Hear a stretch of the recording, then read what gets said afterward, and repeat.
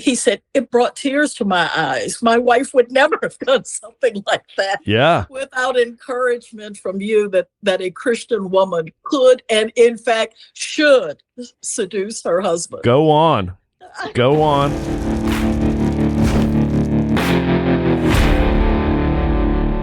Welcome to the Men's Alliance podcast. We have a very distinguished guest with us today. We have the former secretary, Kay James. She's got an extensive background in crafting public policy and leading nearly every sector of America's economy. She's currently the president of the Gloucester Institute and works here in Virginia with the Spirit of Virginia as a senior advisor to Governor Youngkin. So very excited to have you on the podcast today, Kay. Welcome. Thanks for being here. Oh, it's my pleasure. You know, the list of things that you've done and the boards you've sat on and the institutes you've helped shape and steer and craft are very impressive. And it could take we could spend a long time just talking about your career. Maybe we'll have you on a couple times to talk. But one of the things that stood out to me the most about your background, and I know you've written several books, but the one that jumped out at me is your book called What I Wish I'd Known Before I Got Married, Keeping It Real. And you know, Men's Alliance, our mission is sharpening men to be the husbands, fathers, and leaders that God designed us to be. And I think this is really where your passion and your career intersects with the mission and goals of Men's Alliance. So as much as you've got to offer from your professional life, I'm also interested in what you've learned and how you've applied some of this wisdom in your personal life as well. So sure. We both know that there's a lot going on wrong right now in this country and with our culture. And you've been a voice throughout your career and your life for what's right. So if I could just turn things over to you to just hear your thoughts on what's going on in culture. It seems like there's an attack on the nuclear family and on, I'll say, Christian masculinity. And I would love to hear some of your thoughts on what we need to do to help correct and steer this ship. Well, thank you. Thank you so much for that introduction. And certainly you have hit upon one of my passions.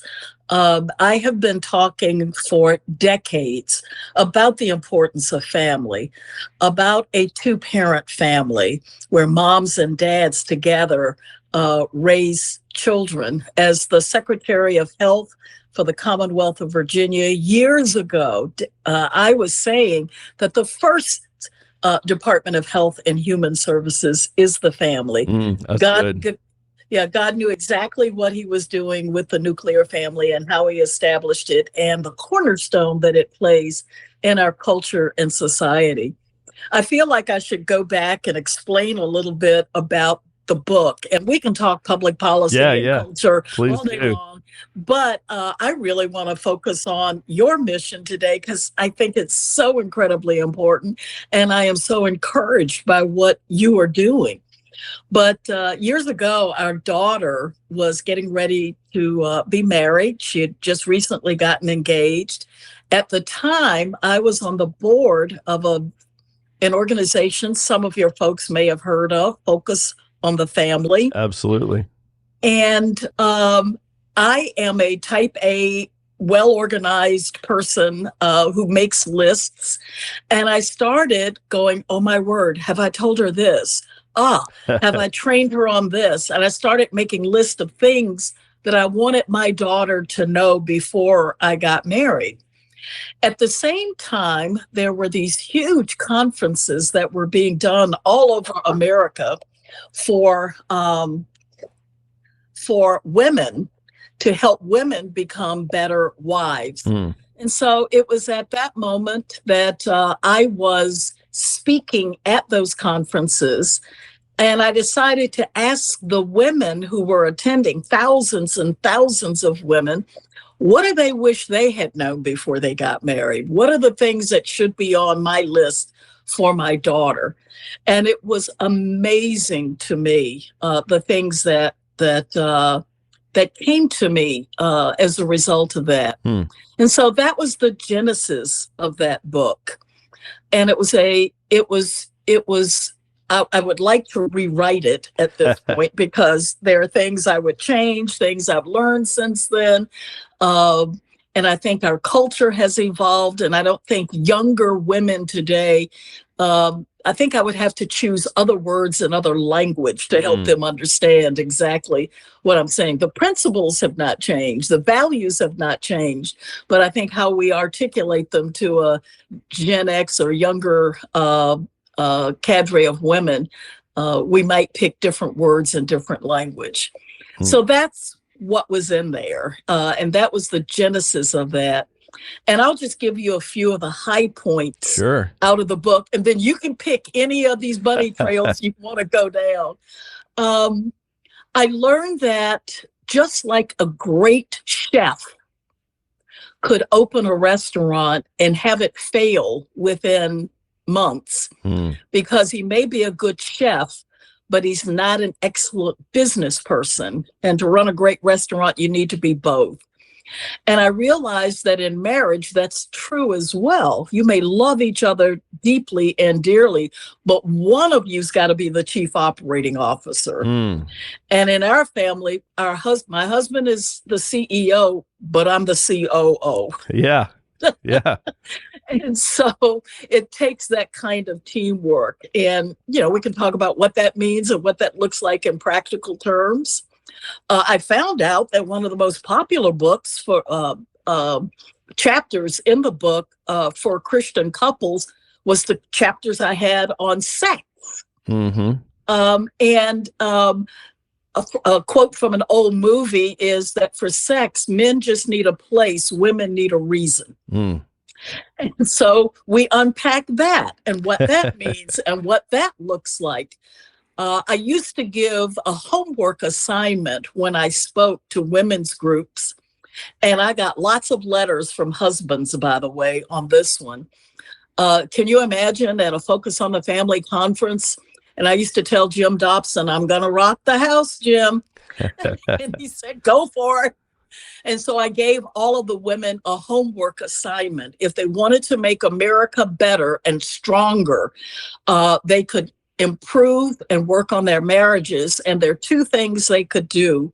One was discipline their children, because we are raising a generation of undisciplined children, and seduce their husbands. And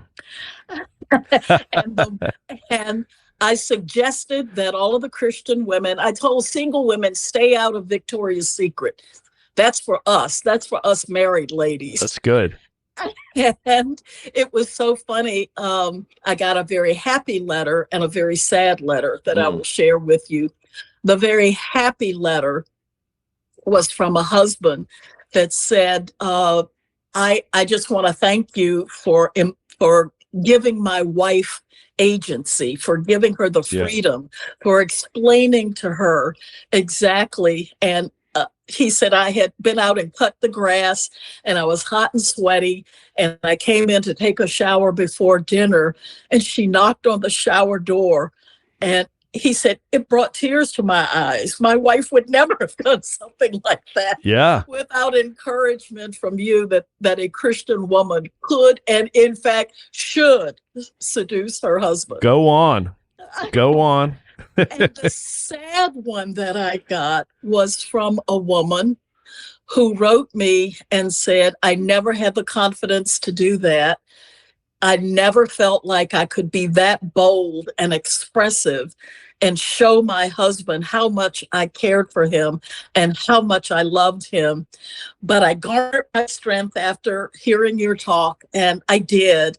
And we had the most fantastic evening together. She didn't give me details, and I'm glad she didn't.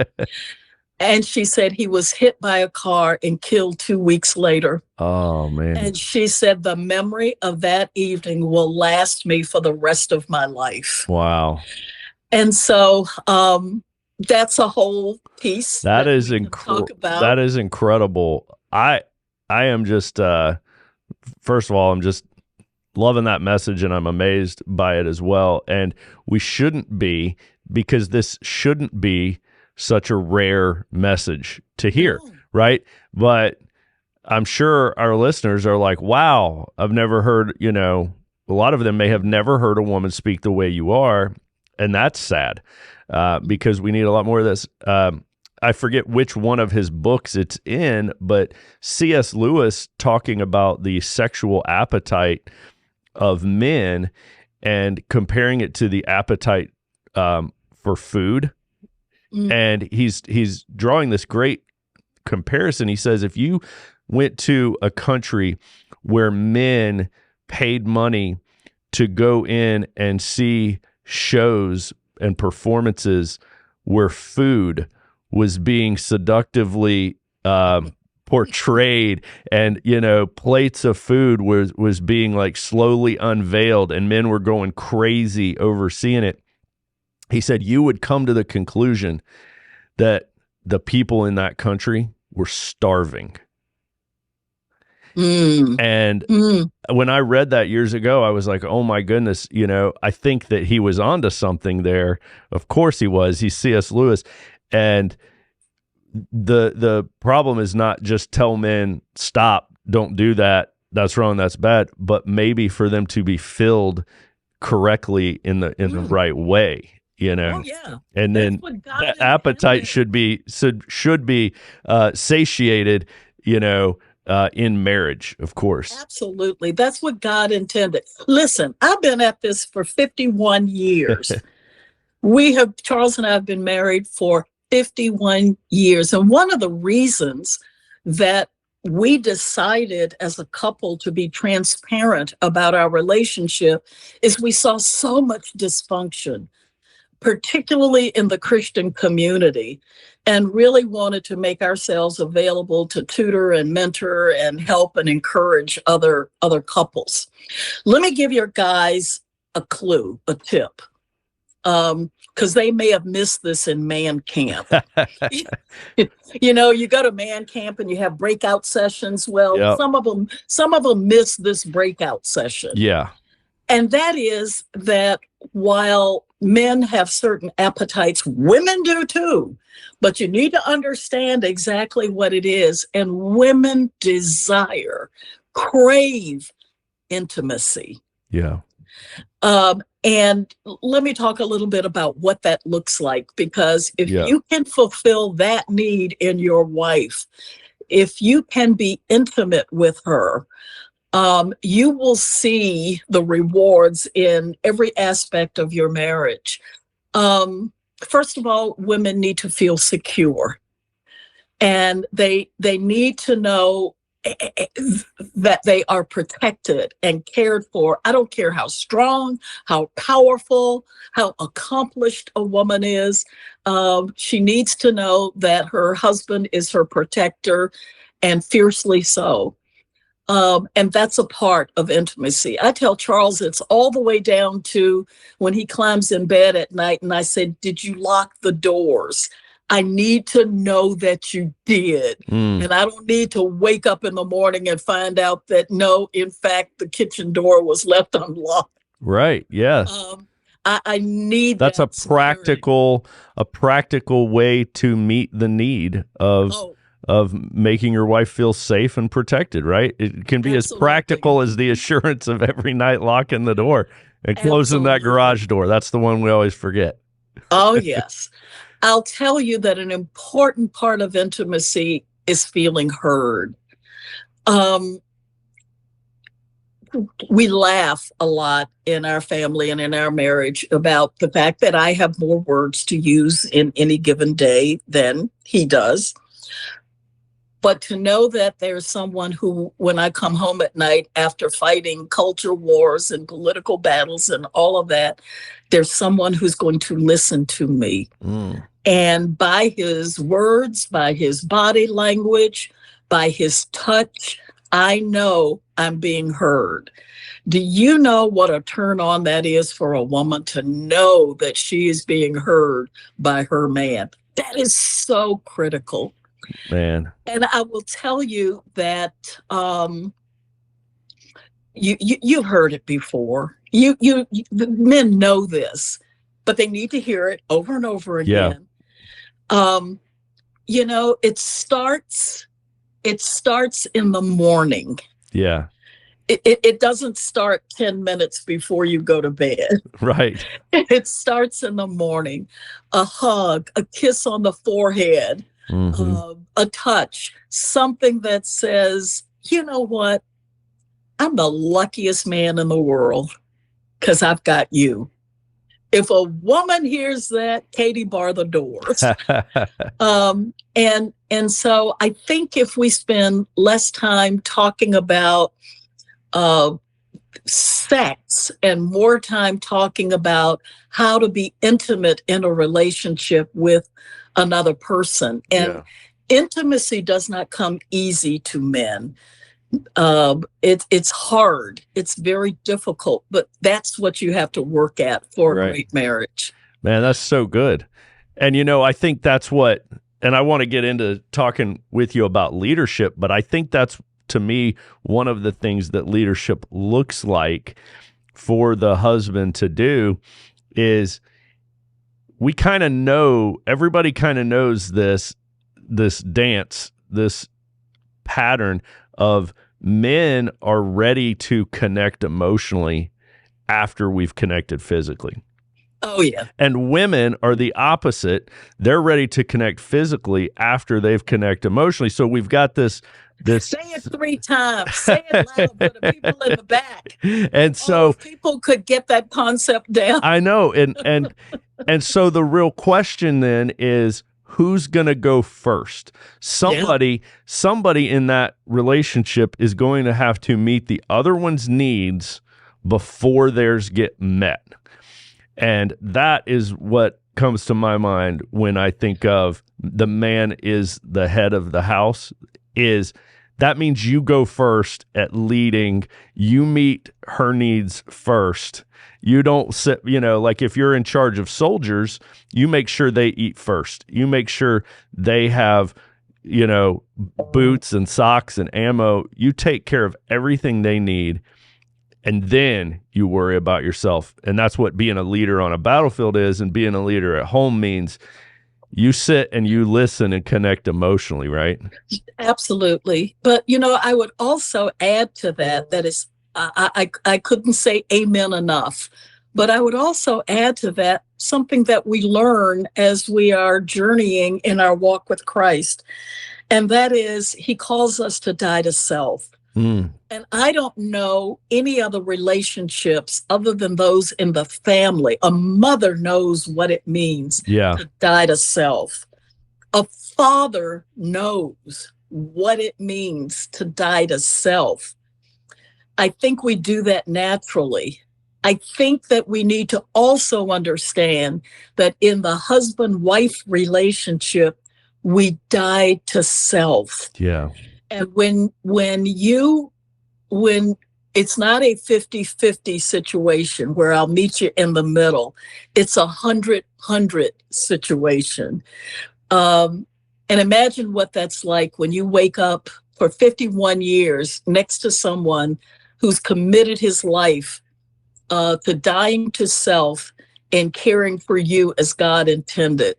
When I'm talking to young people today, and it's amazing to me the number of them that don't want to be married, that don't understand the joy, the significance of a marital relationship and what that can be. I try to explain to them, imagine waking up every day of your life next to your best friend. It doesn't get any better than that. Imagine, and I do this whole talk for young people, by the way, on how to have great sex. And you can imagine what that talk goes like. Because what I do is I say, well, first you have to have a great place. And I talk about you can't be the back of a car, blah, blah, blah, blah, blah. You've got to trust the person you're with. And so there's got to be a relationship there. You can't, and I walk through, and by the end of the talk, I've convinced them that the only place to have great sex is within the institution of marriage. That's so good. But you can imagine when you put up a poster on a college campus and say, "Come here, Kay James, talk about how to have great sex." That'll draw a crowd. That'll draw a crowd, and then they find out she's talking about marriage as God intended it to be. Well, that's true. Yeah. But I also on many, many days wake up and have to remind myself that God has given me an assignment that he didn't give to anybody else on the planet. And that's to be Charles James's wife. Nobody else has that assignment. And I don't want to fail in any assignment God gives me. Boy, that's a good way to look at it. Yeah. So, as Christian husbands and wives, when we understand that this is a mission for God, from God, a task given to us by him, and we stood up, people asked me, how have you been married for 51 years? And I said, well, I stood up in front of a bunch of friends and family and said I would. And my word means something. And we have tried to be transparent about how difficult marriage can be. And I write about in the book, I said one day about year 7 in marriage, I woke up and said, there's a naked man in my bed and I want him gone. I want him gone. I want to put my foot in his back and kick him to the curb.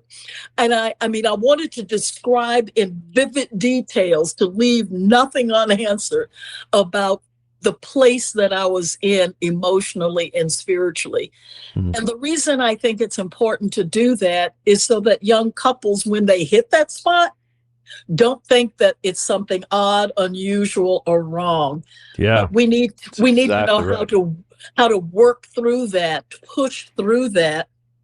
And now, 51 years in, where we've learned a lot of lessons, we've grown together, we've been through difficult days, hard times, everything you can think of that a marriage could go through. And we are so in our happy place. And I look back to 30 years ago when it was a tough time. And even some of my Christian friends were saying, you ought to get out of that. You ought to get a divorce. You ought to walk away. You ought to do self-care. Take care of you first. And I think about the fact that they are at this point in their lives, some of the most miserable people, some of the loneliest people. We kept our commitments. We worked through the difficult stuff. Now we're like kids in a playpen. We are reaping the joy that comes in the morning. And I feel sorry for them that they did not work it through. Wow. Marriage is not for wimpy people. This is hard, difficult stuff. But boy, are the rewards great.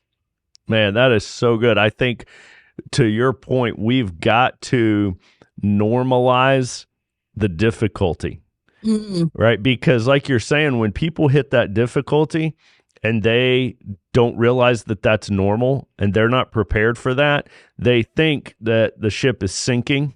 That's right. And all is lost, when actually, no, this is normal. Everybody who's been married for a long time has had moments where they could not stand the sight of each other or the sound of each other's voice. And but nobody's saying that. Disney is saying the opposite, right? And they're making everybody feel like, it's going to be happily ever after. So when we hit these bumps in the road, people freak out. We actually have a podcast that we did a while ago called When Marriage Sucks. and a lot of negative comments on that, and they're like, well, my marriage doesn't suck and blah blah blah, and maybe you're just negative and maybe you've just got a bad marriage. And I'm like, nope, I've got a great marriage, and it goes through a lot of hard times. So that is incredible. I've been married. My wife is sitting right over here, and we've been married 24 years, and we're got some catching up to do, buddy. I know we are envious, and we are taking notes when you talk. But so I've got this two-part kind of question that I want to hear you speak on, and it's to the first part. We'll talk to the women, and then I want to hear your words to the men as well. So I want to hear you speak to Ephesians 5, which I know is like so unpopular, and this goes to, or may go to, what you were saying earlier about needing to change some of the tone and the wording, but the theme is still there. But I feel like this is such an unpopular message right now in culture. Mm-hmm. I don't know a pastor that wants to touch this passage with a 10-foot pole. You're not gonna get money in the offering plate by standing up and telling wives to submit. And men don't feel qualified to lead and be the head of the household. So it equally makes both people uncomfortable. The man is like, I don't want to be told that I'm the head. That's unpopular, and I feel disqualified anyway.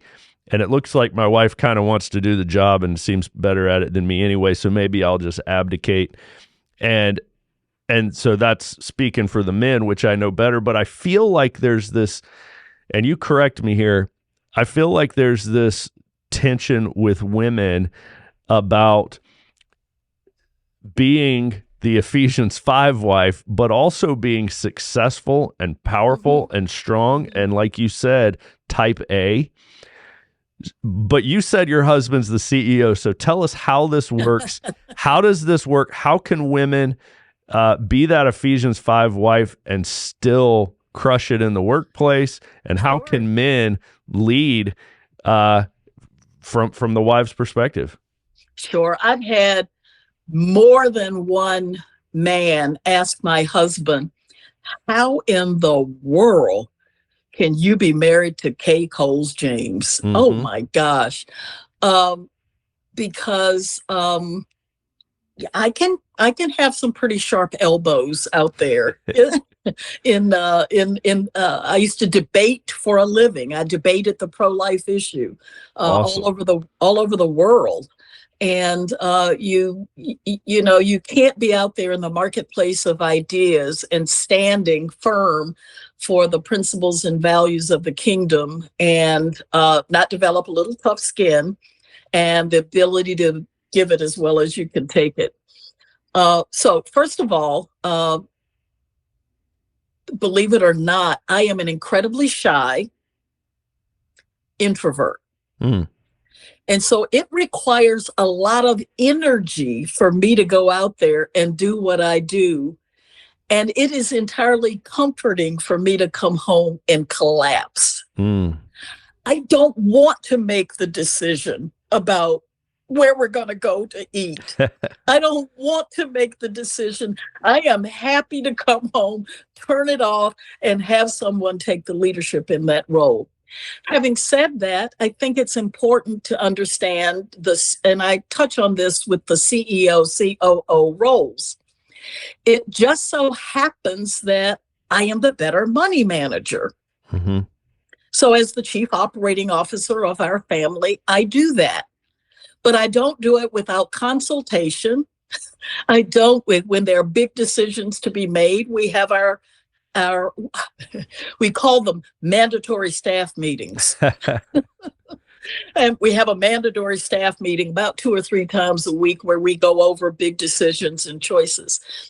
When you have 2 people in a relationship, I don't care what the relationship is, business partners, whether it is a marriage, a friendship, you've got to have some order set in place for where is the final decision making going to happen.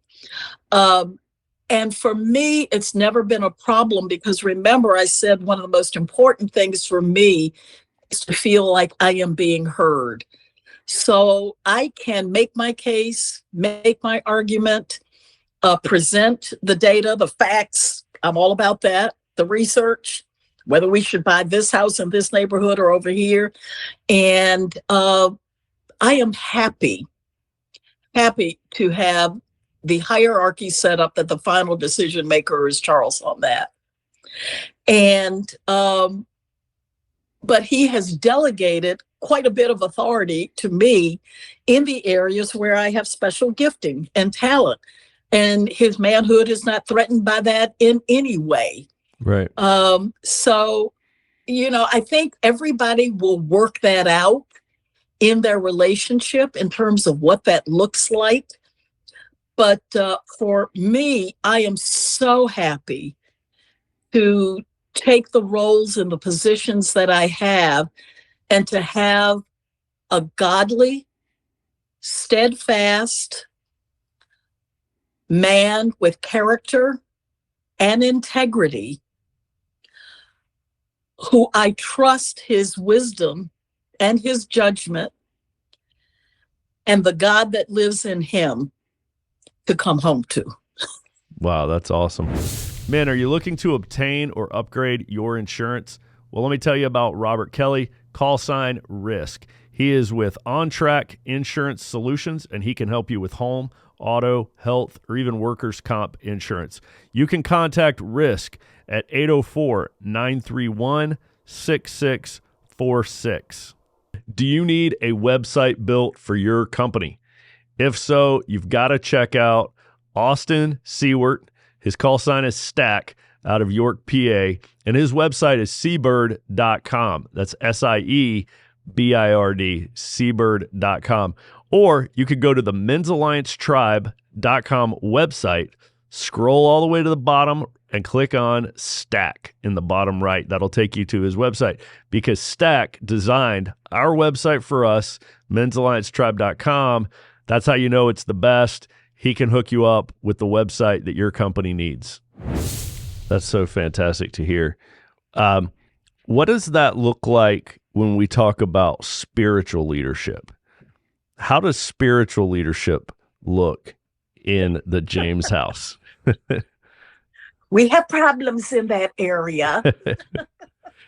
But let me tell you what it looks like. There has been an ongoing 25 to 30 year truce because I come out of the Black church experience. I love the Black church culture. I love Rally Sunday. I love good music. I love good preaching. My husband is a PCA elder. the frozen chosen. He is in the frozen chosen. Now, I love Reformed theology, don't get me wrong, but I miss the culture of the Black church. So I have said, Charles, before I leave the planet, could I just have that Black church experience one more time where I can sit there and rock with the sisters and jump up and down and sing them songs, man, and feel it down in my bones. And so he lets me go 2 or 3 times a year. But the leadership looks like I love my local church, by the way. And I love the people there. I just miss the Black culture. So under my husband's spiritual leadership, we are members of our local PCA church. And I go, but I miss that.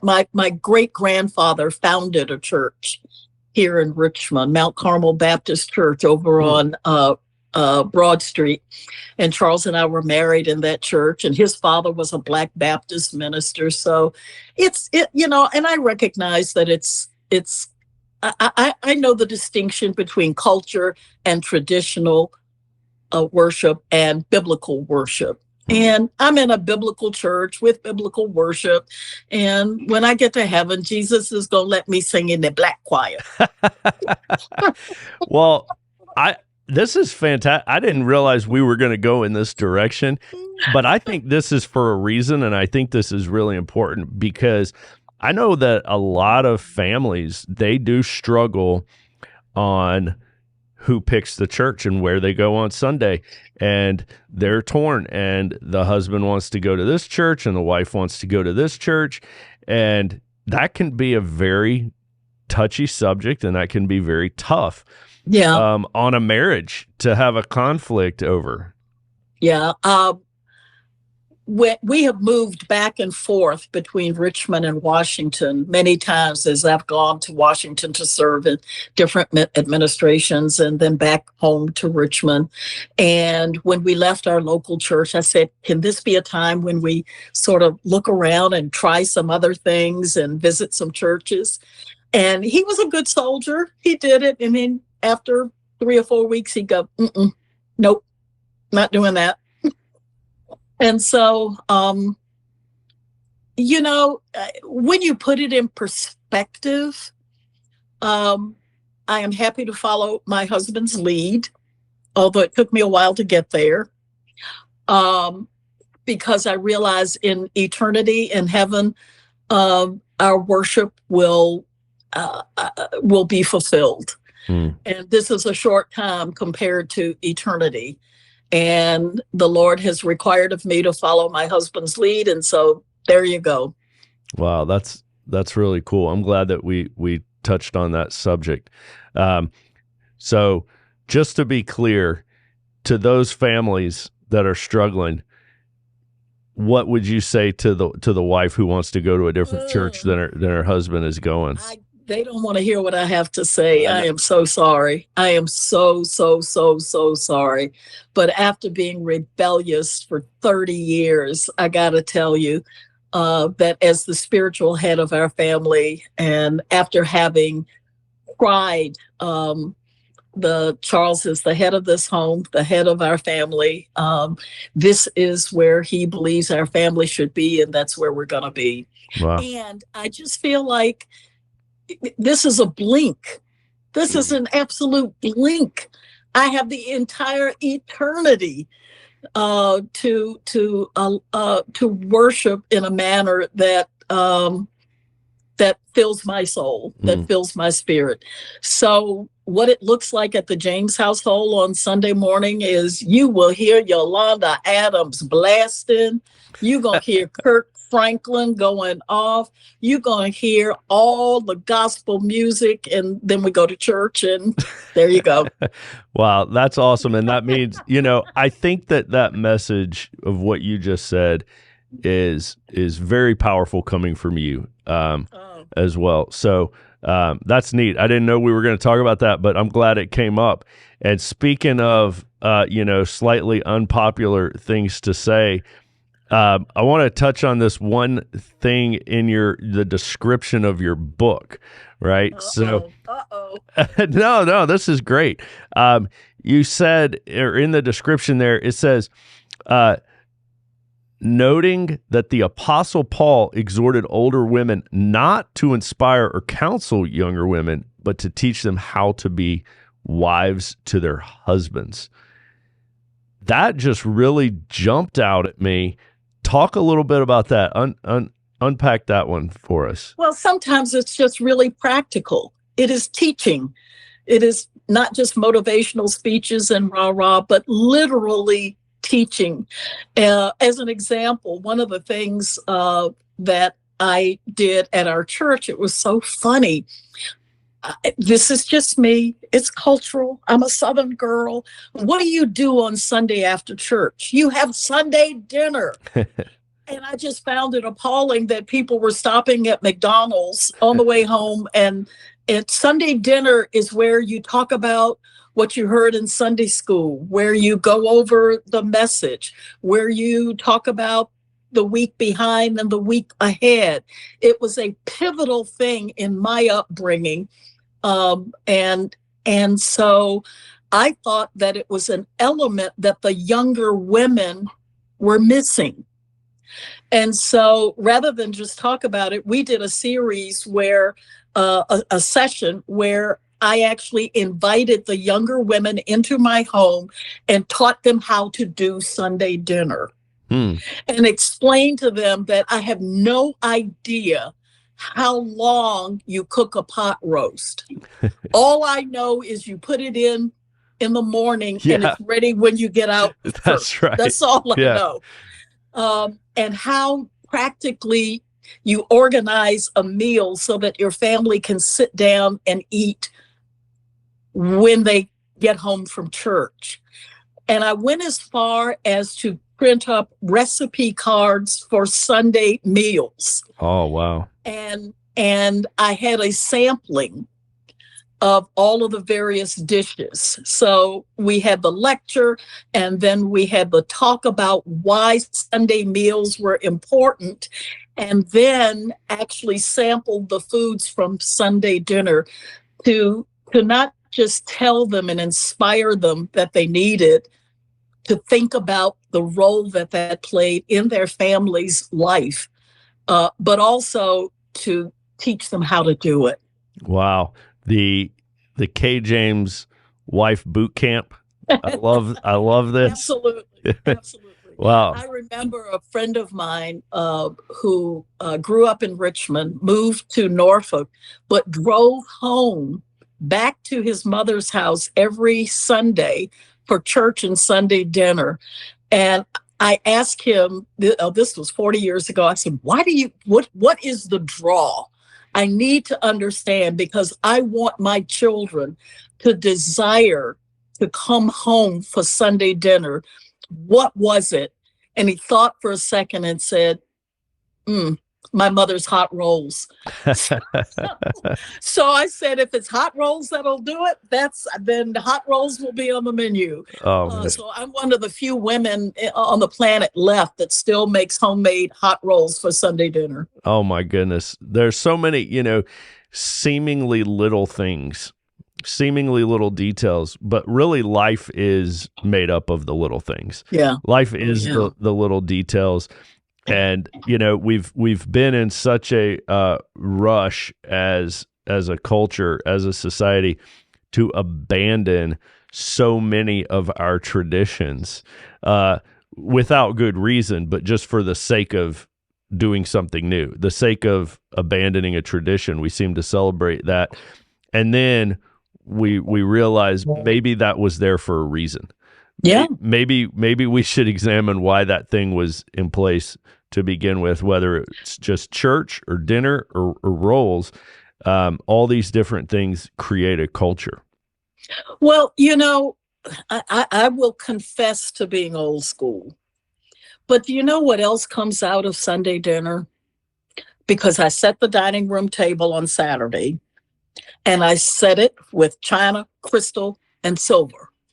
Yes, I do, just like my grandmother did. But grandchildren learn to sit at a table. Mm-hmm. They learn conversation. Yeah. They pick up social skills. There's no technology at the table. Right. And I think that there's so many things that we learn from taking a meal together, for being a family like that, for having conversations, for having disagreements, for hearing people discuss world events, that you just don't get when you throw some chicken nuggets in the back seat on the way home from church. Oh my goodness. You just got me fired up. I want to go have a family dinner right now. I want to call everybody and get them together. Well, let me tell you, I believe in this so much and the role that it plays, that Charles and I have a nonprofit, and we have a house down on the York River. And it's owned by the nonprofit, the Gloucester Institute. But once a month, we have something called a Return to Sunday Dinner. And we invite the college students that we mentor to come, because many of them have not grown up in homes where that happened. And I want them to have the experience of sitting down at a table in, quote, church clothes, and having a conversation, meeting and talking to people. So we do that once a month for the general public. So we have a return to Sunday dinner. My goodness. I love this. This is so And good. the fried chicken is awesome. Oh my goodness. I'm going back to college. I'm going to enroll in some courses just so I can come to dinner. No, you don't have to do that. We invite the public to come in to interact with the students. So I'll put you on the list to invite you to our next Sunday dinner. I would be honored. And, I know that your time is super valuable, and you've got to go here in just a few minutes before we let you slip away. What message do Christian men in America need to hear? I would say that I used to say as a wife, when I was in the pro-life movement and speaking all over the world, that if I saved every unborn child in America and failed to save my own, I would have failed in God's primary mission for my life.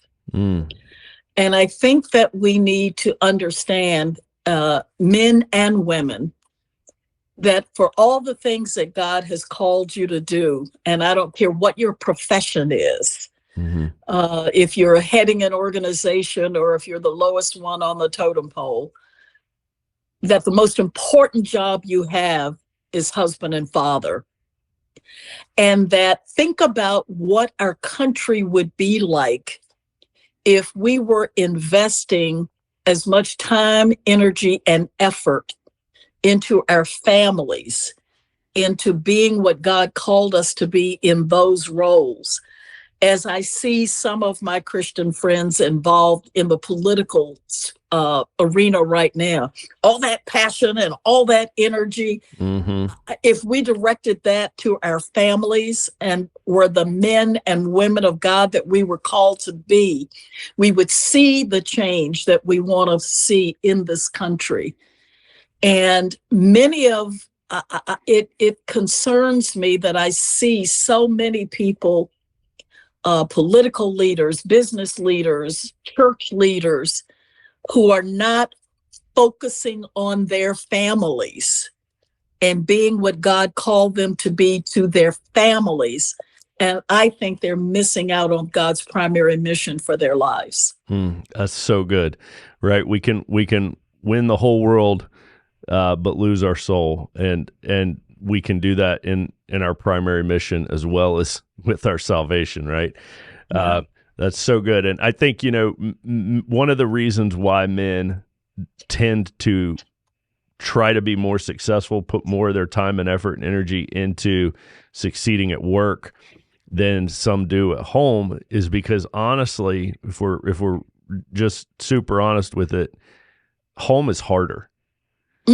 That's harder, and we don't even understand why we're losing or how to do better. We just know that things are not good there, and we can win here. And it's men. We will take the path of least resistance, and if we can win accolades and titles at work, but we're losing at home, man, men will just. This is why we see so many successful people in the workplace that are not successful with their marriages. So just to jump on what you're saying, I would encourage men listening to this, roll up your sleeves and work harder at the difficult job that it is. It is a difficult job. And like Kay was saying, marriage is really, really hard. And she went through seasons there of wanting to kick her husband out of the house. So this kind of comes back to that. We know it's hard, guys. Stick with it. It's worth it. Absolutely, it is. And 51 years into it, it's just getting better. That is awesome to hear. And better. Well, that is awesome, and that is an inspiration. 51 is incredible. Congratulations to you and your husband on that. And Kay, thank you so much for your time. This has been such a fun conversation to have with you, and an awfully important one as well. Hope to have you back on the Men's Alliance podcast again sometime, maybe your husband as well, and keep this conversation going about how to better do Christian marriage, how to improve this. So thank you so much, Kay. Oh, thank you for having me.